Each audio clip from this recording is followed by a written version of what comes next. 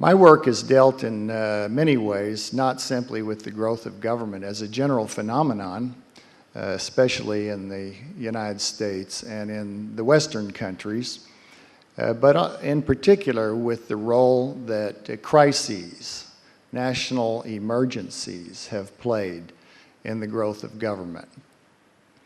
When I began to read the literature about the growth of government, which was beginning to be of considerable interest in the field of economics and political science in the late 1970s and early 1980s, I found that very few economists had anything much to say about any special role that crisis might have played in that process of growth.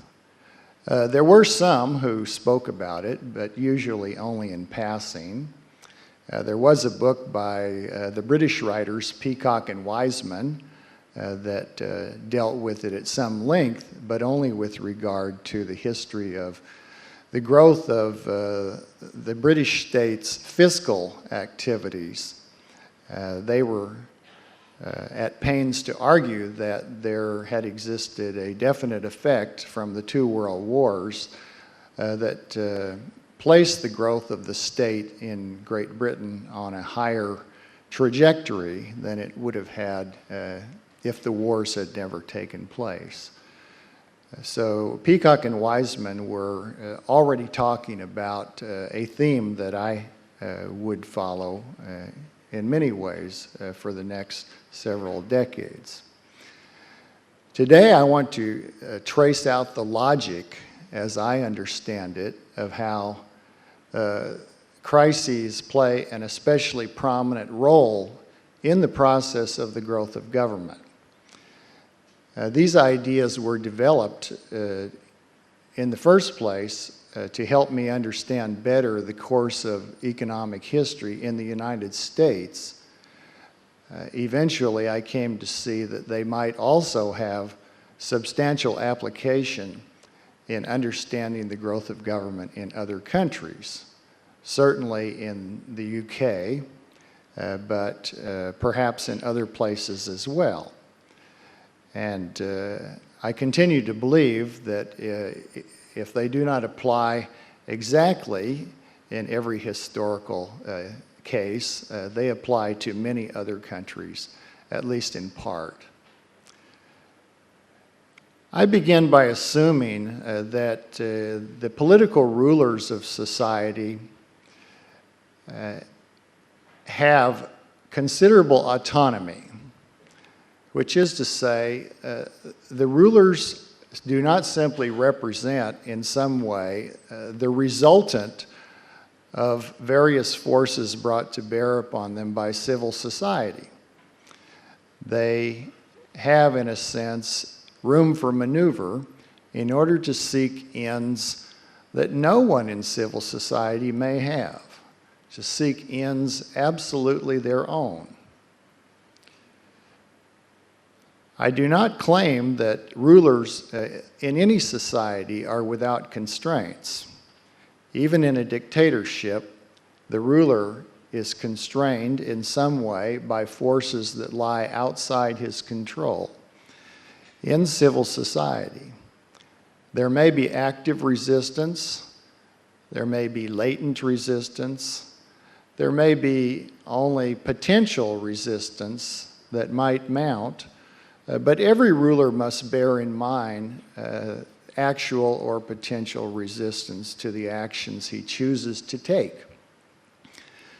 So rulers, I assume, would like to expand their power, perhaps for noble reasons, as they see them, perhaps for vicious reasons, as even they might admit were they compelled. But whatever the reasons, rulers can achieve their ends better if they have more power to determine what happens in the society they rule. So there is a constant pressure. Rulers seek to expand their powers, and in reaction to that, or working in opposition to it, various forces in civil society resist that expansion of governmental power and press against it. At any given moment, the boundary between those decisions about resource allocation and enjoyment made by the ruler and his apparatus of government, and those decisions made by members of civil society, by what nowadays is usually called the private sector. The boundary between those two opposing forces will represent a placement of the size of government. Many measures of the size of government have been used in research. When I began my studies, it was common for the size of government to be measured by such variables as government spending relative to gross domestic product. Similar measures have been used. We might alternatively use a measure such as employment by the state as a proportion of all employment. These kinds of measures were appealing to mainstream economists and political scientists because they can be readily quantified, and therefore they lent themselves to use in econometric models. I believe in many ways it was unfortunate that the study of the growth of government began on this basis, because one consequence was that immediately many very real and important elements of government power were neglected, unmeasured.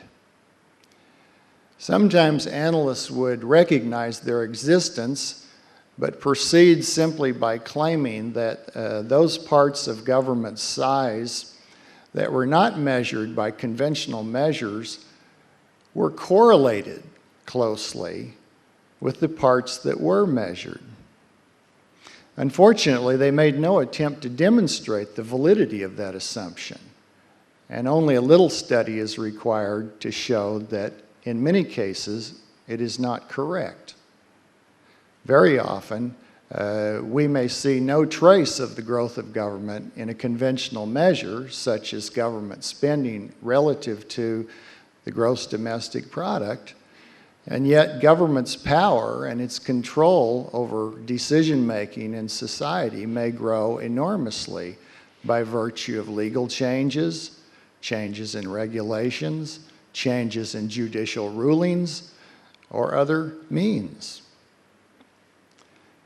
Therefore, when I wrote my book, I decided to look not only at conventional measures of the growth of government, but to look at other evidence with regard to how government might have strengthened its powers over time. I believe that everyone should pay attention to these broader measures. If not, we risk making serious mistakes in our interpretations. Within my framework of understanding, then, the question for the rulers, the question for the government in power, is always the question how to move the boundary, how to move the dividing line between those decisions about resource allocation and enjoyment made by the government and those made by others.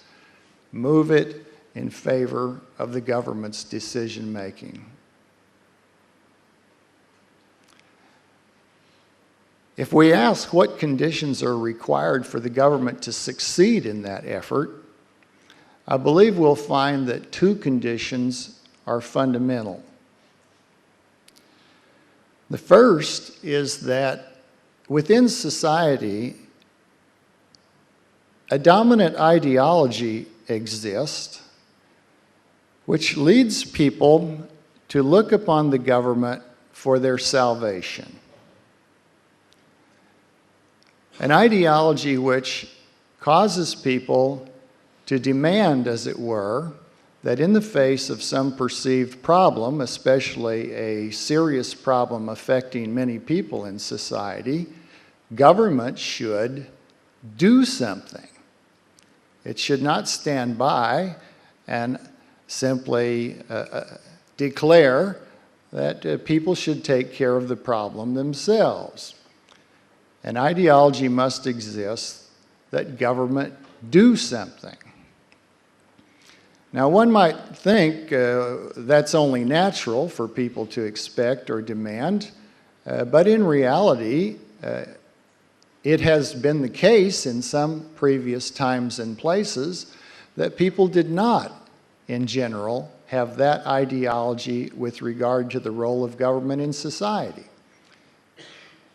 If you were able to transport yourself by time machine to the United States in, let us say, the year 1850, you would find that the dominant ideology at that time was one that led people to think of government as properly confined to a very narrow role. And even very serious societal problems did not cause them to think that government should do anything. They looked to their own salvation. They expected that in adversity, people would seek and receive help from their friends, their relatives, their neighbors, from voluntary associations, from charities that existed or might be formed, from the churches, from large numbers of institutions actively operating in civil society. If you had suggested to them that government ought to get involved, they would have resisted the suggestion. They would have said that would be a mistake. Why? They would have said because government cannot be trusted to expand beyond its narrow, minimal functions of maintaining order and protecting private property. If it is expanded any further, then we risk even further expansion. And eventually we bear the risk that government will become tyrannical. The American people had mounted a revolution against what they believed to be the tyranny of the British state. And they, as the 19th century had worn on, they had developed even stronger views with regard to the importance of a free economy and the maintenance of limited government. The British, at about the same time, had a dominant ideology not very different. Laissez-faire was the name, first proposed by the French physiocrats of the late 18th century, but adopted with wide currency in the 19th century and used with either pride or with mockery to refer to the view that government should be kept limited, small, that people should have self-responsibility and not look to the state for their salvation. Of course, that ideological condition changed everywhere. Everywhere that it had existed in the 19th century, it began to grow weaker toward the end of the 19th century. And by the early 20th century in the United States, the balance was beginning to tip in favor of a view that sounds much more modern, a view that government ought to be active, that government has the potential to solve many social problems, and that it is entirely right and proper that people look to the government to solve problems, small as well as big. So with the development of socialism and other collectivist views throughout the Western world, people began to think about government in a different way. The second condition that makes the expansion of government power successful, especially in a crisis, is the sudden occurrence of a threat. Anything that makes people suddenly afraid. fearful of their well-being, either their lives, perhaps their economic well-being, perhaps some other aspect of their security. Crisis. An appropriate ideological precondition plus a crisis gives rise almost automatically to the growth of government, because those conditions lead to an increased deference to government action, giving the government more autonomy and more discretion, decreased government resistance in civil society. Forces that might have resisted the growth of government in normal times may decide that in crisis, government expansion is desirable. When events happen in this way, when a crisis occurs, government expands, there are definite consequences.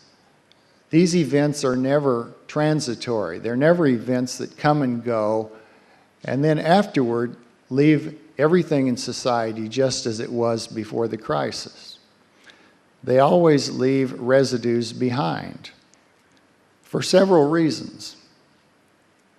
First is that during the crisis, when government expands, it often creates new institutions to deal with the perceived crisis.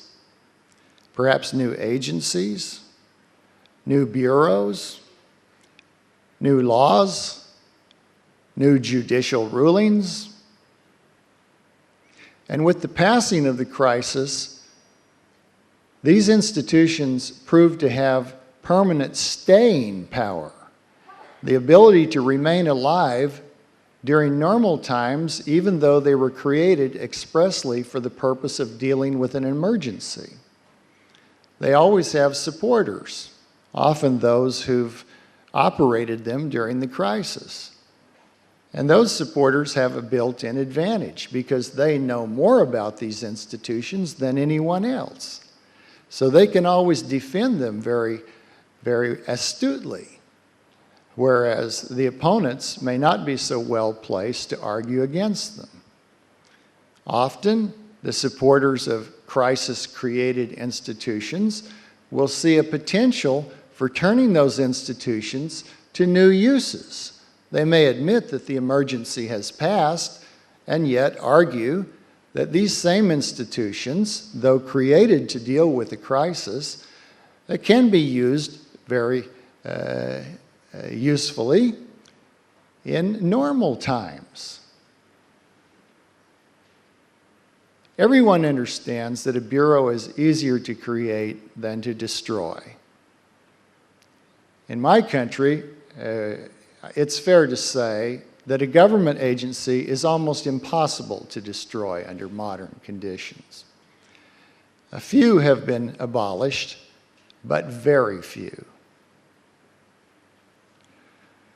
The second thing that happens after the crisis has passed is that we find there have been ideological changes.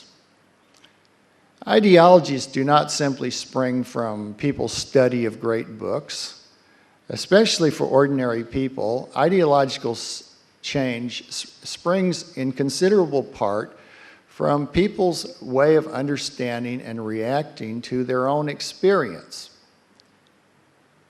No experience makes a greater impact on them than the experience of national emergency, of great wars, for example, of great business depressions. These things affect almost everyone in a substantial way. They cannot be ignored. So they come to have an effect on everyone's thinking. And often, the kind of change that crisis leaves in its wake is the view that government really ought to play a bigger role than it played before the crisis. People will be told, of course, by the government managers of crisis institutions that they have done a splendid job in dealing with crisis, that the institutions they created have operated with great success, even though historians may later tell us their efforts were complete failures. They have a personal interest in justifying or even glorifying what they've done. And often they have a personal interest in perpetuating it as well.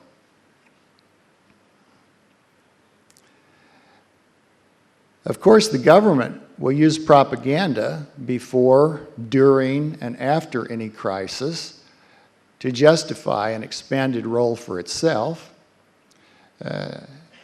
Here in Prague, I don't need to give you any lessons about propaganda. We all understand that very often propaganda misses its target, that after a while people may dismiss it, disregard it, and think of it as nothing more than noise.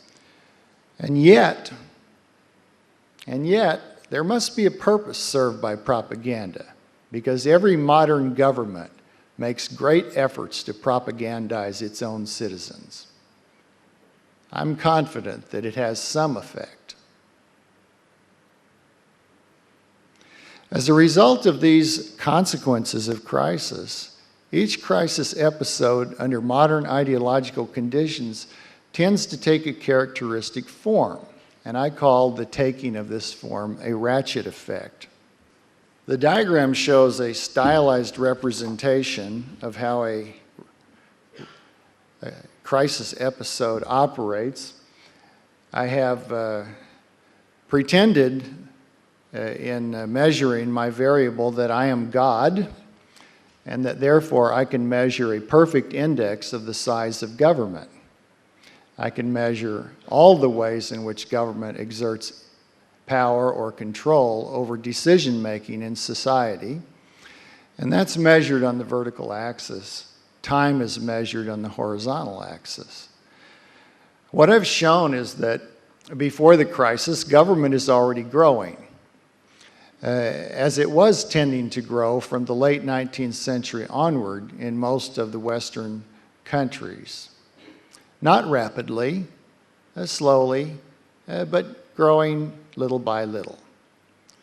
With the onset of crisis, we have a sudden increase in the size of government.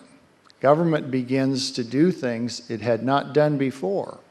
It begins to exercise new functions, to impose new controls. So government becomes suddenly quite a lot bigger. And perhaps for a time, between the points I've labeled C and D, it operates at a high, expanded level. Every crisis ends, and when it ends, the justifications disappear for the crisis measures that government has taken. And normally, government does in fact retrench after the crisis. It does abandon some of the crisis measures. It does close some of the emergency bureaus. It may allow some of its emergency laws to lapse, or it may actually repeal some of them. After all, there are always insistent demands from civil society that we get back to normal life. When people can no longer see a clear reason for greatly expanded government power, there will be some demand for its retrenchment. And so there will be some reduction in its power. But as the diagram shows, that reduction will not bring society back to the status quo ante bellum. It will not bring us back to the point where the process began before the crisis. Indeed, as I've shown it, it will not even bring us back to the trend line of government growth that existed before the crisis. So it raises the level of the size of government, by which here I mean size, scope, power, all rolled into a single measure. It raises it to a higher level, even if it grows at the same rate as it grew before, and makes it not bigger for only a while, but bigger permanently. Now, this is a representation of just one episode, but what we can easily imagine is that as we continue in time, another crisis does come. When I wrote my first book in 1987 on this topic, it was not well received by many reviewers.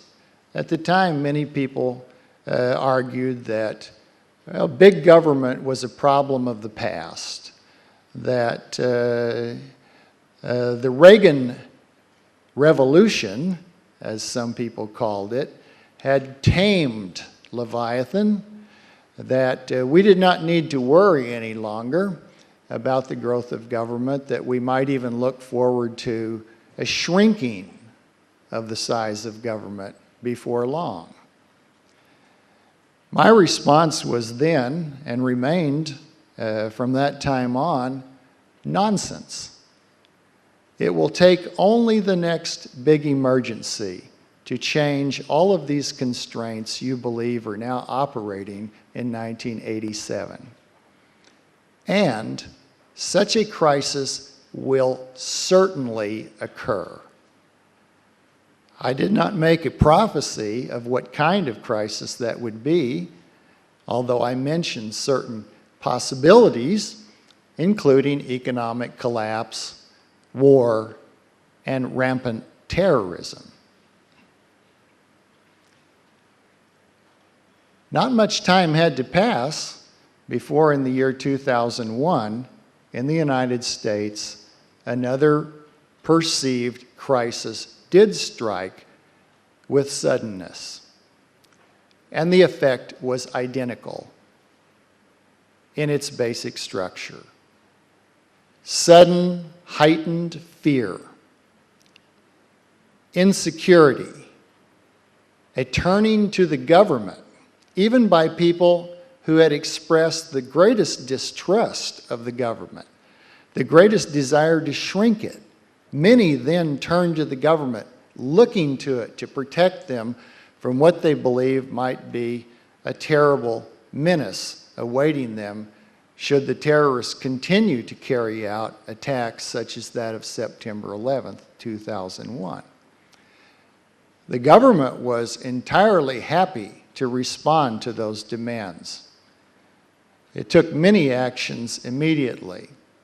It passed new laws, including a law known as the USA Patriot Act, providing for much greater government surveillance, not just of potential terrorists, but of all people. It provided for the confiscation of private assets, not simply of people who might be engaged in supporting terrorism, but of anyone suspected of any federal crime. In a variety of ways, these laws enacted ostensibly to protect against terrorism were immediately turned to a variety of other purposes. Anyone with historical perspective might have expected precisely that course of events. And indeed, when I spoke to journalists within 2 weeks after those attacks of 9/11, I predicted that these consequences would follow. I'm sorry to say my predictions were correct, and they've only become more correct in the years since then. This is a graph showing the federal government spending relative to gross national product in the United States from the year 1790 all the way to 1990, so we have a very long view here. What we can see is that in the 19th century, the federal government never spent very much money as a proportion of gross domestic product. There are two places that stand out in the 19th century. Both have to do with wars. The first little bulge above the trend line occurred during America's Second War with England. And the big spike in the middle of the century, of course, occurred during the war between the states in the 1860s. But other than that, the federal government was held well in check for more than a century. And even after the Civil War, though there were some consequences of the kind I've described, in general, the federal government returned to the same kinds of activities that it had traditionally undertaken, which were quite limited. So that even in the early 20th century, the federal government was a relatively small factor in American life. The state governments and local governments played larger roles, but even when all governments together are combined, their expenditures relative to gross national product were only about 7 or 8% on the eve of World War I. However, as I've said, during the early 20th century, a change in ideology had taken place, especially among opinion leaders in the United States. We call it progressivism. And that change, something like what Europeans call social democracy, that change had a powerful effect in altering the conditions in which any future crisis would operate.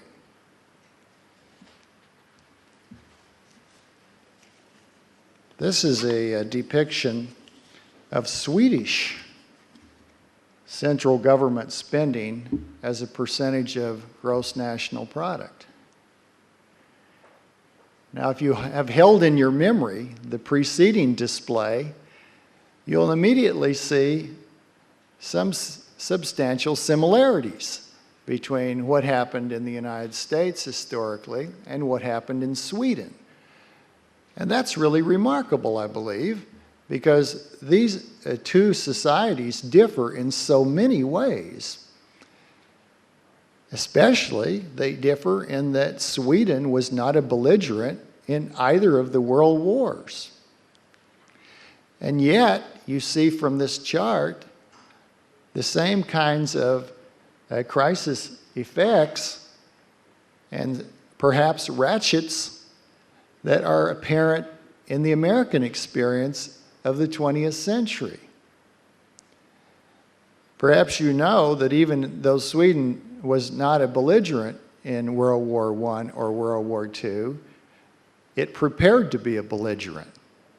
And it was that preparation that explains the spikes in central government spending we see in this chart. Just as in the United States, during the Cold War, actual fighting explains relatively little of the amounts the government spent for defense. Preparation for war accounts for the great bulk of that spending. So what we see in historical experience, these two graphs being examples, we could look at many different measures. None of them is ideal, such as my God's eye view in the schema, but all of these measures tend to show evidence of the operation of a crisis ratchet effect. If what I've said is approximately correct, then there are some implications. Two in particular I'll mention. The first implication is that government leaders will make efforts to exploit exogenous crises, by which I mean crises that come upon a society from the outside, crises that were not deliberately brought about by anyone as such. Crises such as the wars, the world wars that came to have such a great effect on the United States, coming from the outside. Government leaders will exploit exogenous crises to serve their own interests. They will readily grasp new power, which they will say are necessary to give people protection from heightened threats. And in addition, government leaders will be strongly tempted, especially when no exogenous crisis arises, to create a crisis or the appearance of one. There has been in history more than one burning of the Reichstag. That's become a kind of metaphor for the crisis that was false. The crisis perhaps engineered by the very leaders who used it to justify their seizure of new power. You need not be a conspiracy theorist. Historians have documented very well many of the instances in which government either creates a crisis or propagates the fear that a crisis exists in order to justify some new power.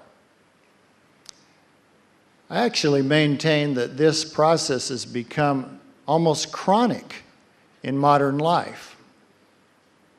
In my country, any given day brings upon the television screen the presentation of what I call the Dangerdizzier, the new threat, the one people hadn't been aware of before.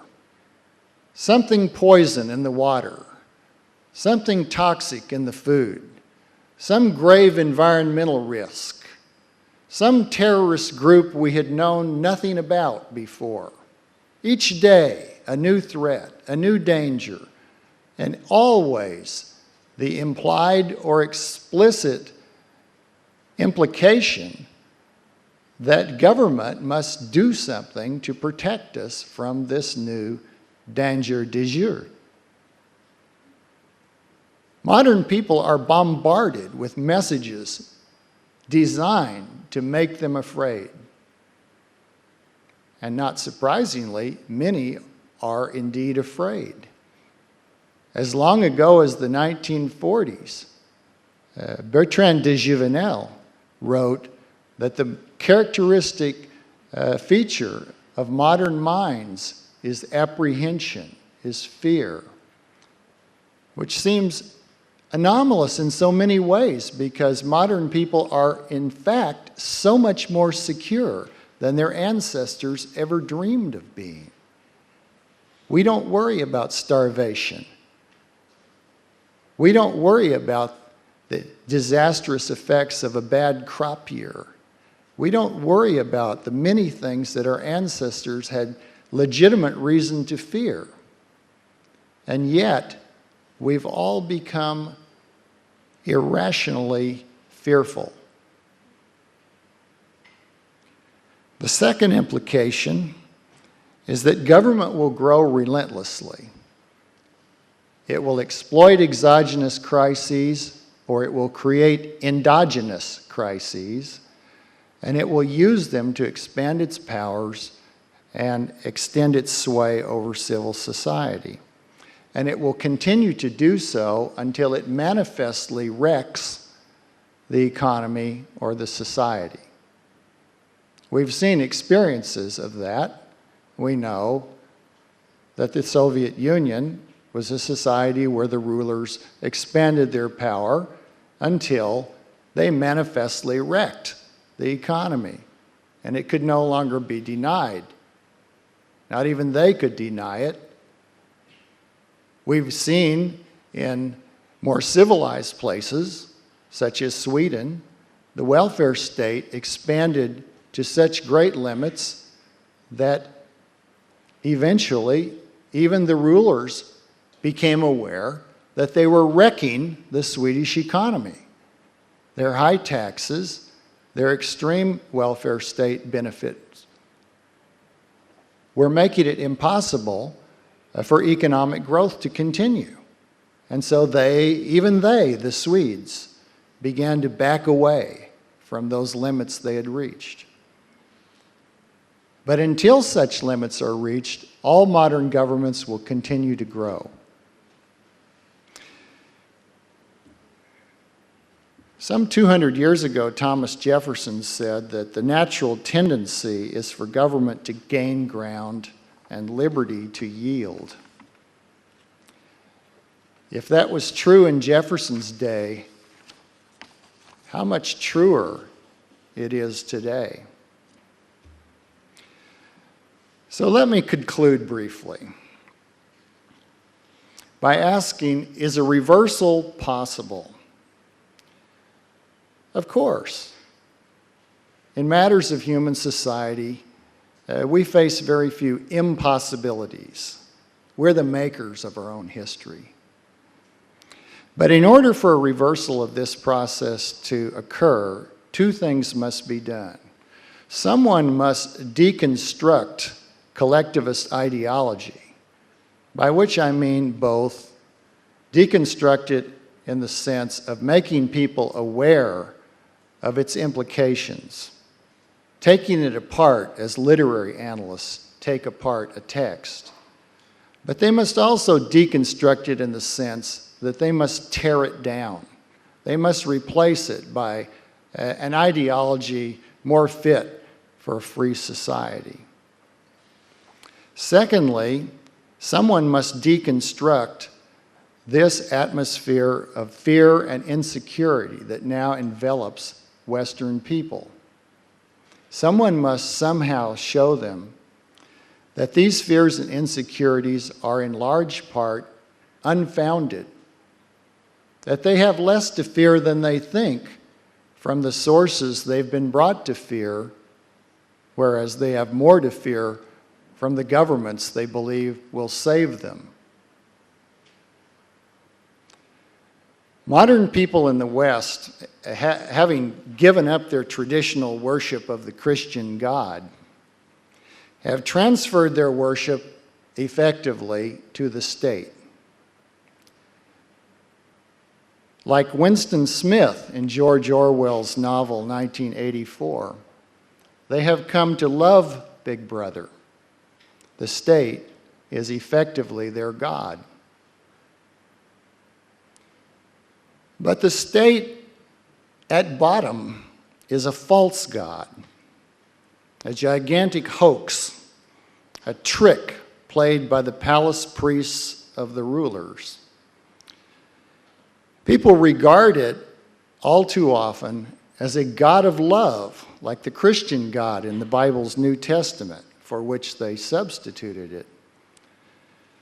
But in biblical terms, it is actually a God of wrath, more akin to the Christian God of the Bible's Old Testament. It imposes harsh demands on them for sacrifices of all kinds, and it stands ready to wreak violent punishment on the people who resist its demands. To escape from the sway of this false religion of the state, people must come to understand that despite its constant pressures, its constant promises to save people from all dangers and to solve all their problems, big and small, the government will not, indeed, it cannot save them. To gain genuine solutions to their problems, people must learn to take responsibility for themselves, making voluntary arrangements and transactions, and creating voluntary organizations for the attainment of their purposes. A society of free and responsible individuals is the only one that holds out any real hope for a better world in the long run. Thank you very much.